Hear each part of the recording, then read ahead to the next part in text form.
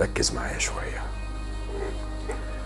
النرجسي والنرجسية بعد الانفصال أول لما يشوفوك إن أنت ابتديت إن أنت تتعافى، ابتديت إن أنت تزدهر، تنور، تتغير، الدنيا ابتدت تزهزه معاك، ابتديت إن أنت تتخطى هذا الشخص السام في حياتك، أول حاجة هيحاول يعملها إنه يعملك الهوفرينج أو الشفط، يسحبك زي المكنسة كده، يرجعك تاني للعلاقة، يجيبك من على الرف، ينفض من عليك التراب. 10 وسائل بقى من الوسائل اللي قلناها في الحلقات في القناة، 10 وسائل بتاعت الهوفرينج او الشفط عشان يرجعك تاني، اللي ما بيطلعش منهم السيناريو بتاع النرجسي والنرجسية.